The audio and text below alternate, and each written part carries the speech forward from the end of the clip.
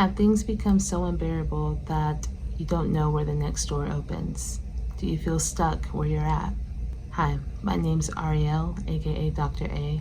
I'm a licensed professional therapist, and I specialize in trauma, depression, and anxiety. Mental health isn't new, but people are feeling more comfortable talking about it, which is exciting for me as a therapist. I love people seeking out professional help when they feel like they can't do something on their own and they need a second opinion, or they just need help or guidance getting somewhere.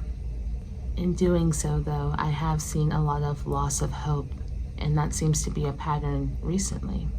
Different things that can affect our lack of hope are things like death, loss, family issues, relationships, jobs, finances, our mental health, the self-loathing we may have for ourselves, or the self-perception we have, how others perceive us, overwhelming circumstances in life, period, loneliness, and these are just to name a few.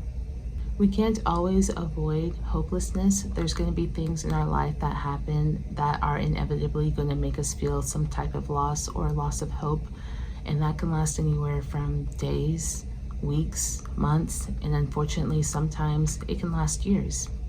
It's going to be important to do the following to help lessen the feelings of hopelessness and start to have some feelings of living life again, or at least feeling alive.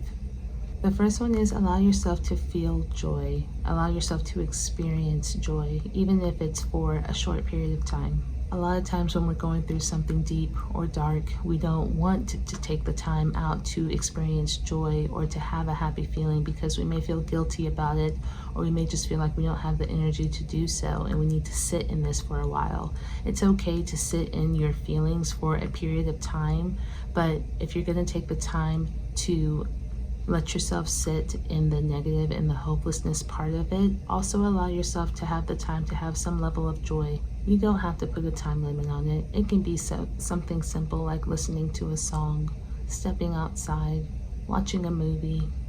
Something I tell my clients is, if you're in a depression state or a grieving stage, you're going to go out and you're going to do something, and it may only be 5 minutes, while also recognizing that when you go back to the couch or your bed at home, you're still going to be grieving. You're still going to feel depressed, and that's okay, but you took some time out to get out of that slump for a few minutes, even though you may know that it's somewhere that you're going back to.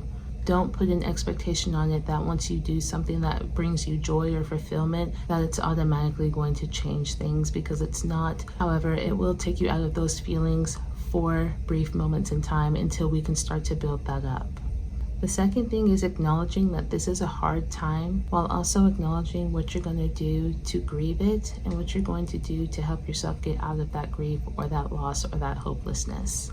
Sometimes when we're dealing with hopelessness, we may want to keep ourselves busy so it's not something that we actually think about. And this is good to a certain extent, especially if you feel like you actually have to get through your day.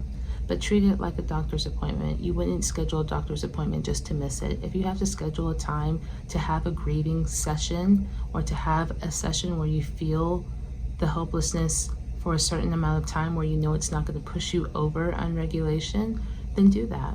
Sometimes we have busy schedules, and that's okay, but this is your journey. But you can't avoid it forever. You do want to schedule some time just so it's something that you can feel, so later on you don't blow up later or have a complete meltdown because you've been tucking it down the whole time. Just please make sure that you're doing both. Both meaning acknowledging and feeling that this is hard and hopeless right now, and also acknowledging what you're actively doing to get yourself out of this feeling of hopelessness. If you're going to make the time to grieve, it's just as important to make the time to heal. The next thing is spend time with people who love you. And I mean genuinely love you. It's okay if you don't see each other often. People who love you don't just love you when you're happy, when you're up, the most exciting person in the world. They love you through the ins and outs, when you're most vulnerable, when you're sad, when you're feeling hopeless, when you're dealing with loss, when you're dealing with grief. They love you unconditionally and not with conditions. And that includes now, when you feel like your hope is gone.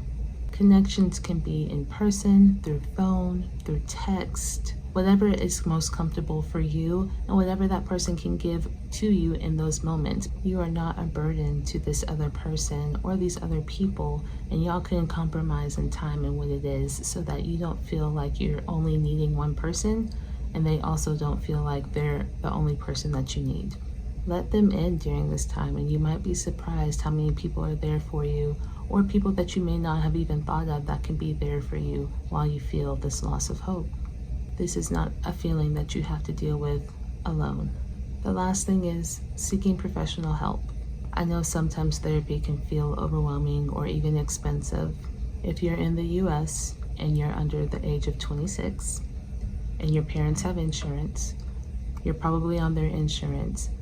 Try to find a provider who takes insurance with that. If you're a person who has insurance in general, try to find a provider who takes that. If you work for somebody who has an employee assistance program, that's free therapy for you. So check with your companies and see if that's something that they provide. That's a great benefit. Lots of therapists also have a sliding scale based on income, so they can work with you to see how much sessions would be based on what you're making, so it's not a financial burden for you.